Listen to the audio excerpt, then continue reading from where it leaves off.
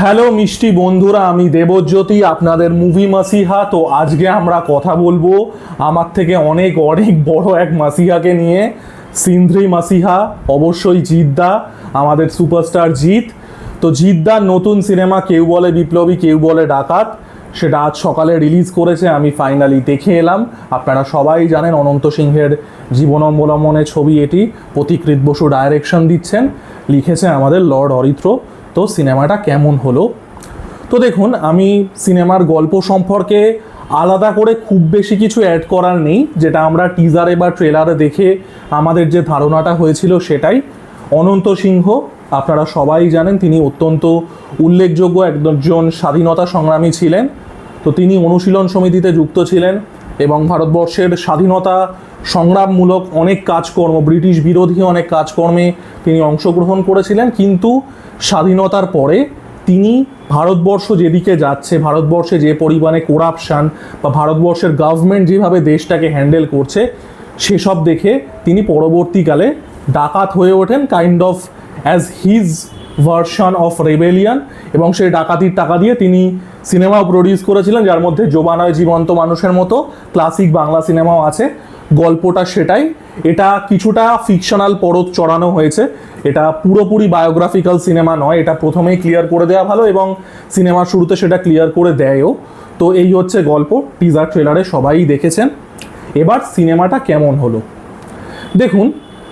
Cinema সম্পর্কে analysis তো অবশ্যই করব, বাট কঠিন কঠিন অ্যানালিসিস করার আগে সিনেমা কিসের জন্য, আমরা সিনেমা কেন দেখি? To have a good time, right? সব কিছুর উপরে cinema as a social reflection, cultural reflection, political commentary, সব কিছুর উপরে আমরা সিনেমা দেখি to have a good time. This movie is a good time at the theatres. সিনেমাটা যান, সিনেমাটা দেখুন, it is a good time. সমস্ত কিছু অ্যানালিসিসের ঊর্ধ্বে সিনেমার যে মেন কাজ, একটা ভালো সময়, একটা ভালো 2-2.5 ঘন্টা 3 ঘন্টা আপনাকে দেওয়া, সেটা এই সিনেমাটা কিন্তু করতে পারে। এটা যথেষ্ট ভালো, যথেষ্ট এন্টারটেইনিং, এবং I want to stress on the word entertaining cinema কিন্তু হয়েছে। সিনেমার মধ্যে অনেকগুলো ভালো দিক আছে, সেগুলো নিয়েও আলোচনা করব। কিছু ফ্লজও আমার মনে হয়েছে, সেগুলো নিয়েও আলোচনা করব, but it is a good time at the theatres. তো দেখুন, প্রথমত আমার যে জিনিসটা ভালো লেগেছে, এখানে না একটা সেন্ট্রাল আইডিয়া আছে এবং সেই আইডিয়াটার সাথে আপনারা কোনো না কোনোভাবে প্রত্যেকে পরিচিত। সেটা হচ্ছে one man's terrorist is another man's freedom fighter. একটা মানুষ, সে একই স্পেকট্রামে যখন রয়েছে, সে হয়তো তার যে নৈতিকতা বা তার যে আদর্শ সেটা হয়তো একই আছে, কিন্তু যখন স্পেকট্রামটা চেঞ্জ হয়ে যাচ্ছে তখন সে কখনো বিপ্লবী থাকছে, কখনো ডাকাত হয়ে উঠছে। তো এই যে সেন্ট্রাল থিমটা, এটা কিন্তু খুব ভালো। এবং অনন্ত সিংহের জীবনটা যদি দেখেন, যদিও এখানে পুরোপুরিভাবে অনন্ত সিংহের জীবন নয়, এটা ফিকশনালাইজও কিছুটা করা হয়েছে, এটা সেই স্পেকট্রামটাকেই ধরে এবং এটা কিন্তু সেখানে খুব মাসিভাবে একটা ট্রিটমেন্ট করা হয়েছে। এই যে স্পেকট্রামটা, যে one man's terrorist is another man's freedom fighter, মানুষটা একই থাকছে, জাস্ট দৃষ্টিভঙ্গিটা বদলে যাচ্ছে, এটা কিন্তু এক্সপ্লোর করা হয়েছে। এবং প্রথমেই যার কথা বলতে হবে সেটা হচ্ছে জিদ্দার পারফরমেন্স কিন্তু এখানে খুবই ভালো। আমার জিদ্দার অনেকগুলো লুক এখানে আছে, মাল্টিপল টাইম লাইন্স আছে, আমরা জিদ্দার বয়সগত বিভিন্ন রকম রোল দেখতে পাচ্ছি। আমার সব থেকে পার্সোনালিতে ভালো লেগেছে, উইদাউট গিভিং এনি স্পয়লার্স, সেটা হচ্ছে জিদ্দার যে কম বয়সী যে রোলটা ছিল অনন্ত সিংহের, যে যখন সে স্বাধীনতা সংগ্রামী ছিল অনুশীলন সমিতিতে, আপনারা প্রত্যেকেই জানেন চট্টগ্রাম অস্ত্রাগার লুণ্ঠনের একজন অন্যতম কারিগর ছিলেন অনন্ত সিংহ। তো আমার যে কম বয়সী জিদ্দার পারফরমেন্স, সেটা খুবই ভালো লেগেছে, খুব নুয়ান্সড একটা পারফরমেন্স। বেশি বয়সী জিদ্দার যে পারফরমেন্সটা, ওটা অনেক বেশি মাসি, ওটা জিদ্দা পুল অফ করতে পারবে, আমরা জানি জিদ্দা একজন কমার্শিয়াল স্টার, সে একটা মাসি জিনিস পুল অফ করে দেবে। বাট কম বয়সে যখন স্বাধীনতা সংগ্রামী রোলটা জিদ্দা করছে, তখন যে নুয়ান্সটা দরকার, ওটা কিন্তু খুব ভালোভাবে স্ট্যান্ড আউট করে। আমি বলবো এটা অনেক বছর বাদে, অ্যাটলিস্ট অসুর থেকে তো বটেই, জিদ্দার কিন্তু বেস্ট পারফরমেন্স এবং খুব ডাইভার্স একটা পারফরমেন্স। কারণ জিদ্দার কোনো কোনো ক্ষেত্রে সমস্যাটা হয় যে জিদ্দা একই রোলই প্লে করতে থাকে, হি প্লেজ হিমসেলফ, এখানে সেটা নয়, এখানে জিদ্দা একটা রোল প্লে করছে, মাল্টিপল শেডস যেটাতে আছে, এবং পারফরমেন্স কিন্তু খুবই ভালো। এবং পারফরমেন্সের কথা বলতে গেলে টোটা রায়চৌধুরীর কথাও বলতে হবে। টোটা রায়চৌধুরীর স্ক্রিন প্লে মানে যে স্ক্রিন প্রেজেন্সটা আছে, ডিউরেশনটা সেটা খুব বেশি নয়, বাট এই ক্যারেক্টারটা কিন্তু একটা ইম্প্যাক্ট রাখে। এটা প্রাইমারিলি একটা হাইস্ট ফিল্ম, এবং আপনারা জানেন যে একটা ক্যাট অ্যান্ড মাউস গেম তৈরি হয়, ইটস আ ভেরি মানে খুব ওল্ড একটা প্লট ডিভাইস। এবং টোটা রায়চৌধুরীর যে ক্যারেক্টারটা আছে সেটার একটা ট্রোপ আছে, এই ট্রোপটাকে বলে লুজ ক্যানন কপ, ঠিক আছে? তো এই লুজ ক্যানন কপ টাইপের রোল টোটা রায়চৌধুরী, তার পারফরমেন্স ভালো তিনি যখন স্ক্রিনে থেকেছেন। এবং অন্যান্য যে ক্যারেক্টারগুলো আছে সেই ক্যারেক্টারগুলো প্রত্যেকের পারফরমেন্স ভালো। লোকনাথ ঘোষ, আই থিঙ্ক সম্ভবত লোকনাথ দে সম্ভবত নাম, তিনি মাস্টার দা সূর্য সেনের রোল প্লে করেছেন। ফার্স্ট কথা হচ্ছে মাস্টার দা সূর্য সেনের যে মেকআপের কাজ হয়েছে সেটা খুবই ভালো হয়েছে, মানে he looks actually like master da Surya Sen, মানে মাস্টার দা সূর্য সেনের যত মানে যে কটা ছবি আমরা পাই ঠাই, তো সেটা খুব ভালো হয়েছে। তার আবারও it's a cameo role, but তার পারফরমেন্স কিন্তু খুব ভালো। তা বাদ দিয়ে অন্যান্য ক্যারেক্টাররা যে সাংঘাতিক জায়গা পেয়েছে তা নয়, তারা তাদের নিজেদের দিক দিয়ে কাজটা ঠিক করেছে, এটা ভালো। আর আরও একটা বিষয়, সেটা হচ্ছে এই সিনেমাটা কিন্তু মানে একবারও পুরোপুরিভাবে একটা true to its genre heist film হওয়ার চেষ্টা করে না।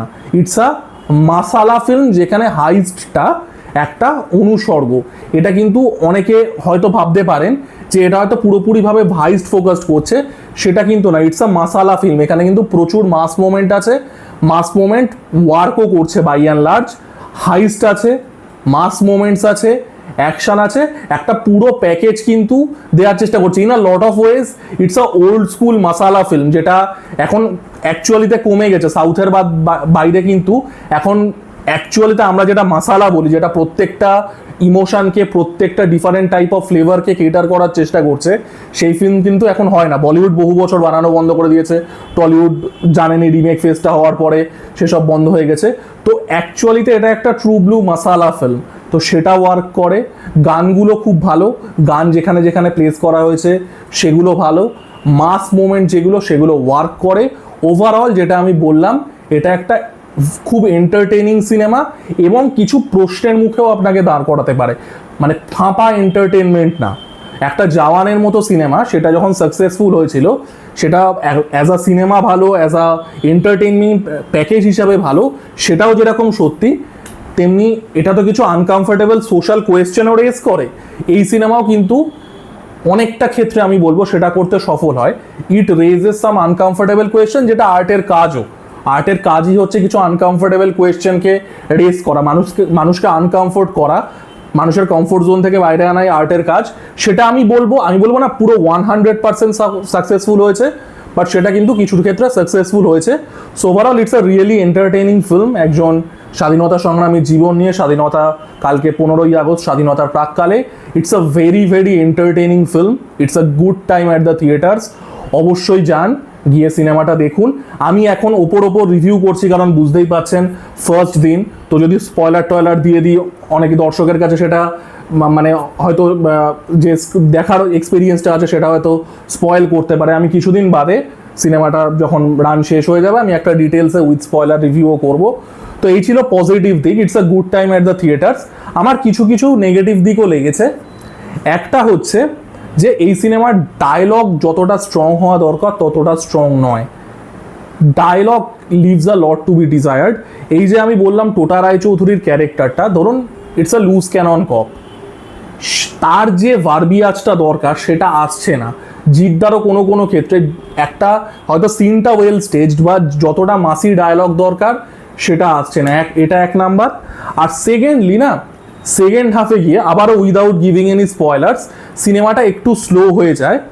এবার দেখুন, আপনি অনেকভাবে একটা মরাল কোয়েশ্চেনকে তুলতে পারেন।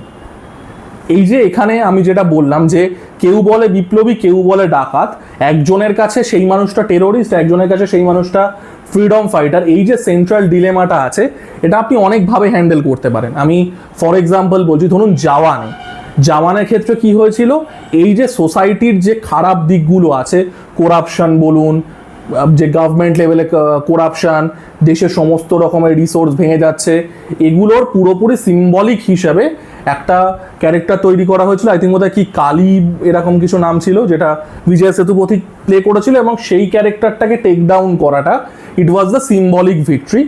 এখানে যে মরালিটির কোয়েশ্চেনটা আনা হয়েছে সেটা একটা কোর্টরুম ড্রামার ইয়েতে আনা হয়েছে, এবং again it's a creative decision they took, সেটা আমি রেসপেক্ট করি।